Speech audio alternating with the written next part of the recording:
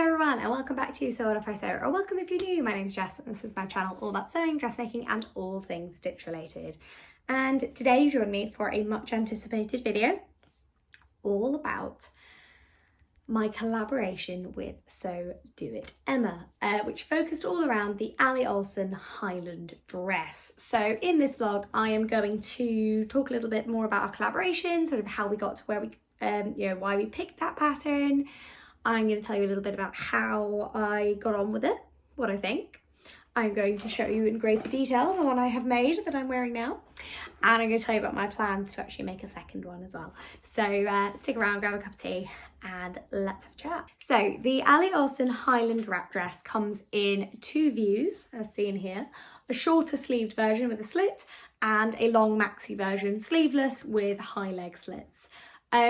We chose this pattern because it's got quite an inclusive size range. So it goes from a size, these are American sizes by the way, a size 0 up to a size 30. So that is a 26-inch waist up to a 49.5-inch waist.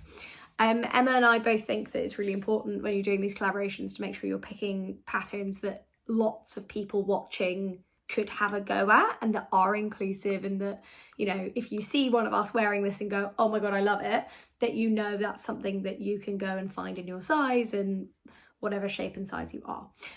So I was delighted to collaborate Emma. She really champions inclusivity in the sewing community. She is fabulous, and although I don't necessarily sound it, we are both Scottish and from a similar area of Scotland, so we thought it would be really fun to do a collaboration and get some sewing done.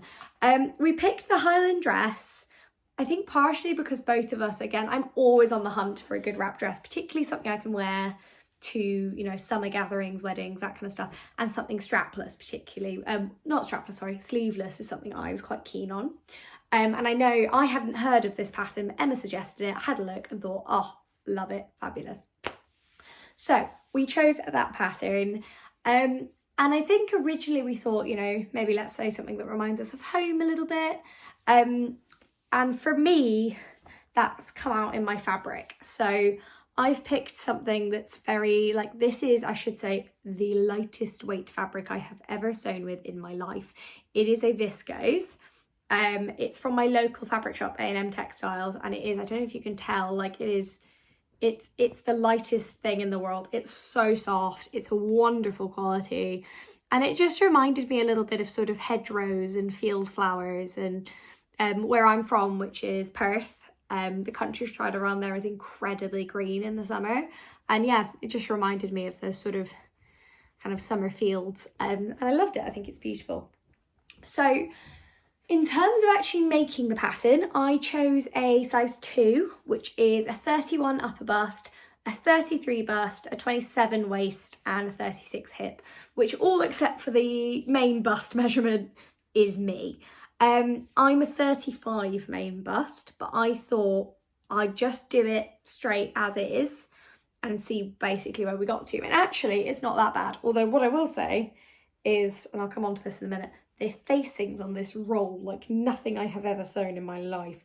So it's quite a deep V. I've got balcony bra on because that is slightly more decent with this dress, I found. But I don't feel the need to do it at an FBA. Like it's tight, but it's not, like, it doesn't restrict my movement, I think, because it's sleeveless. If I did the sleeved version, I think I definitely need to do an FBA to accommodate that kind of movement. But because it's sleeveless, you kind of get away with it.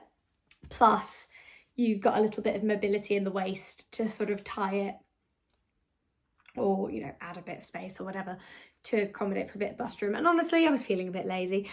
So I made this to wear to Adam's cousin's engagement party at the end of July.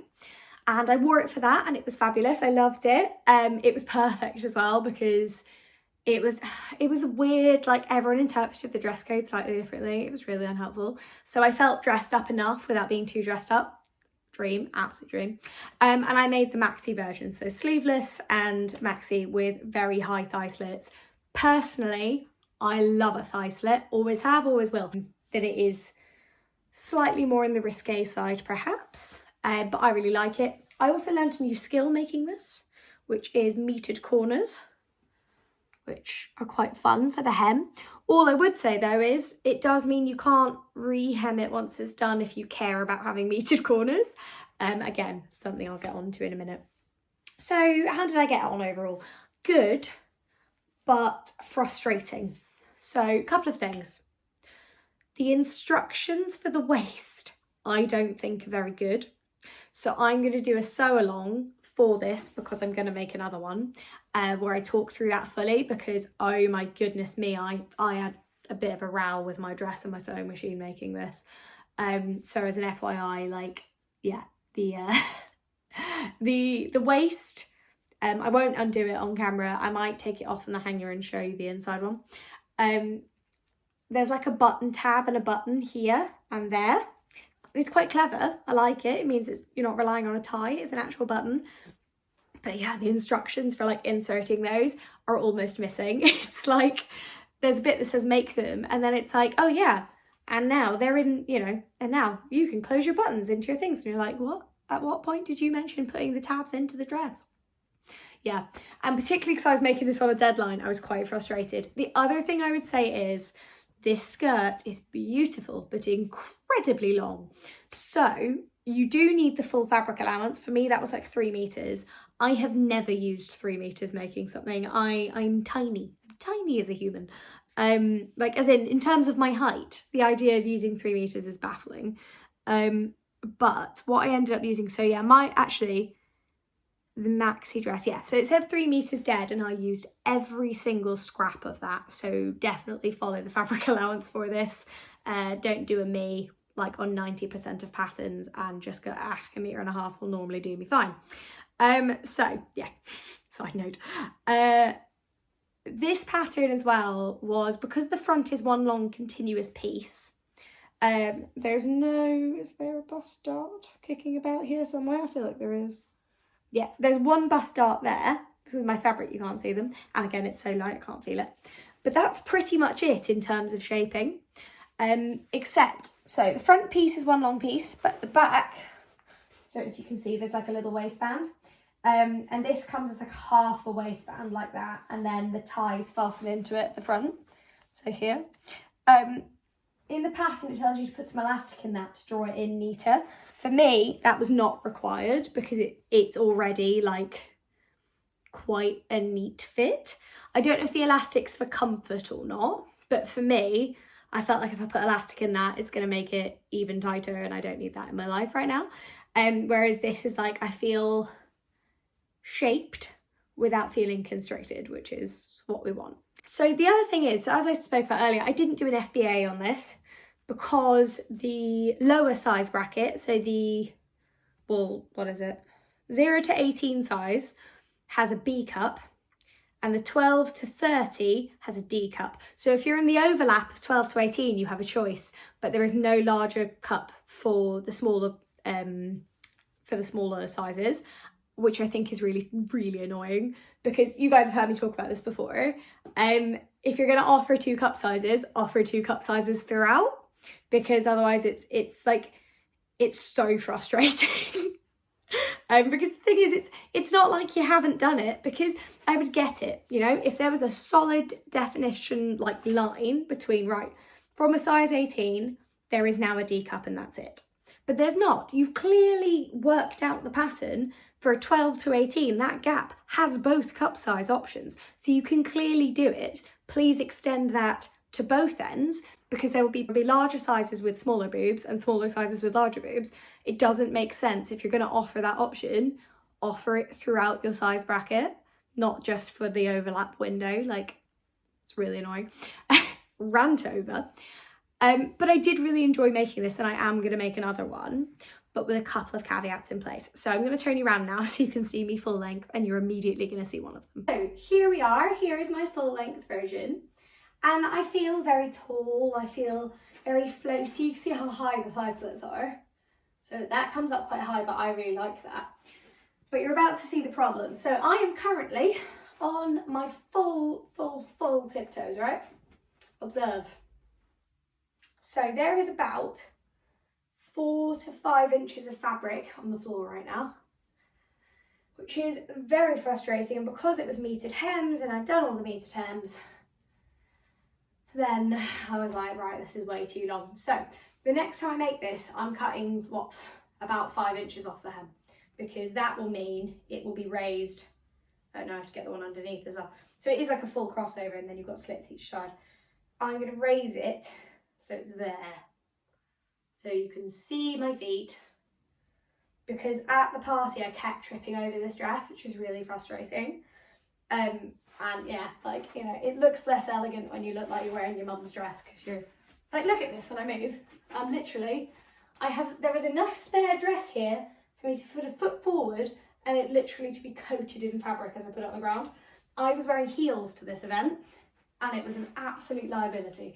So I was literally walking around holding my dress so that I could actually walk. It was ridiculous.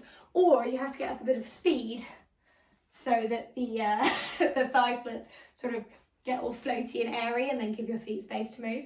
So if you are short like me, if you are basically anything under 5'7", you're going to need to hem it by a fair bit. I am going to lie on the pattern piece and see basically where my ankles stop and then add an inch for the hem.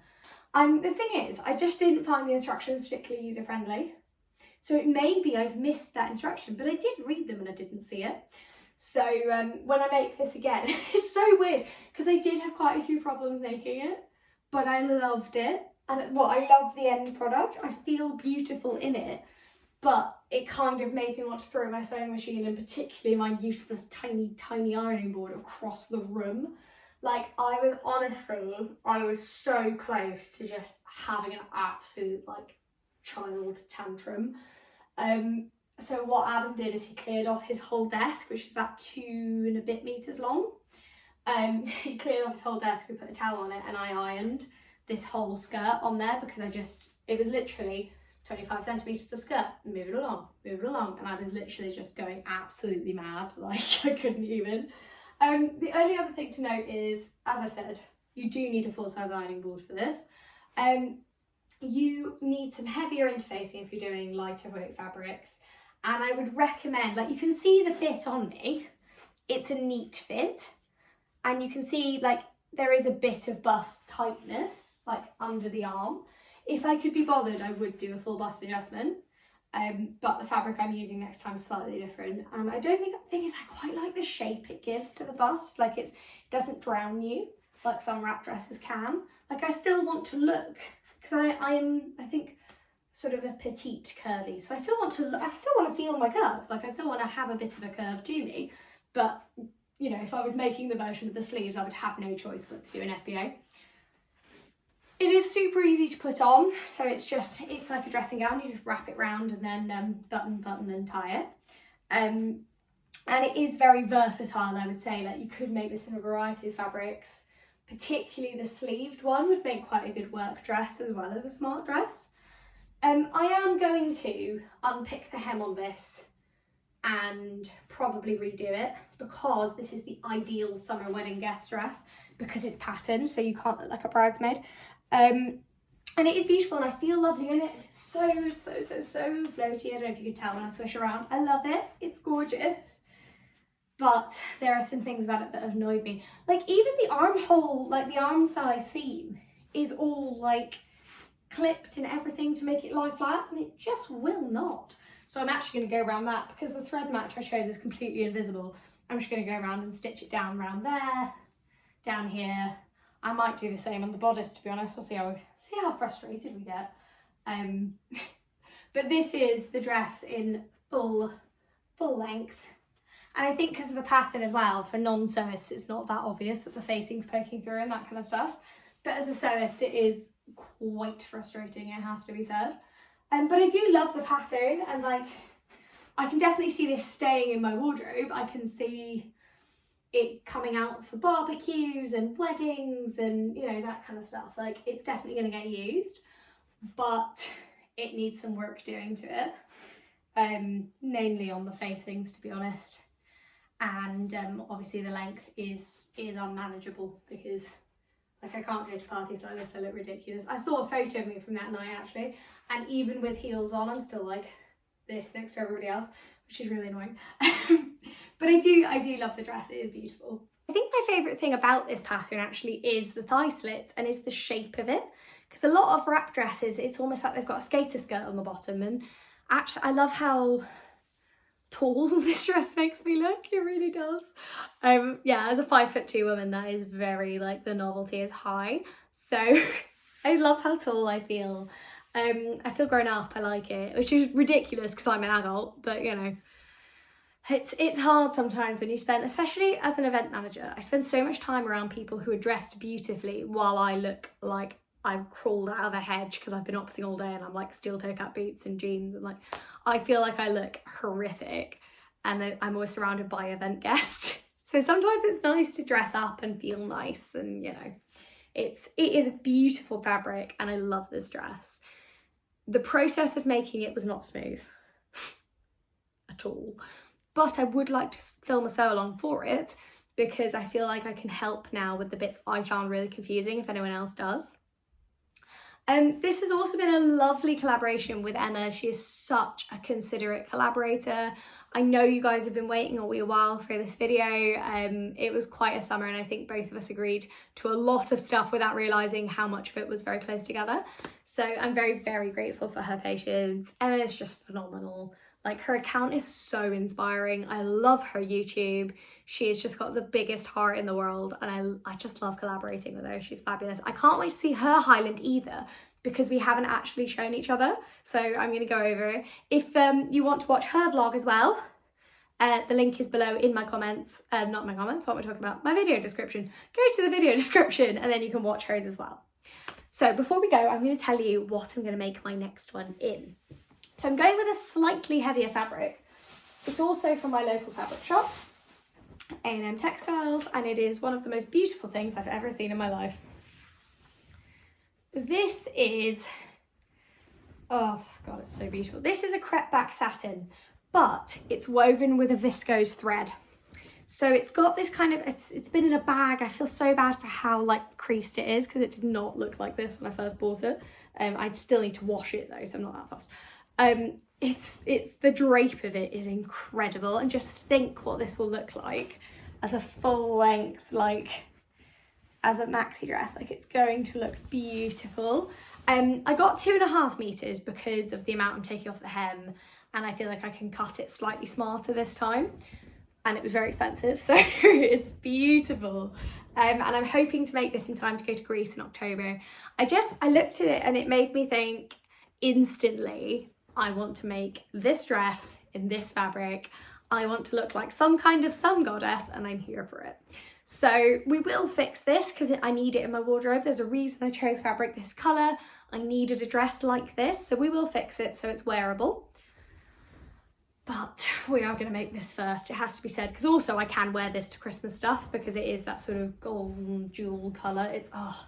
It's so beautiful. I cannot explain how in love with this fabric I am. So there will be another Allie Olsen Highland dress on the horizon.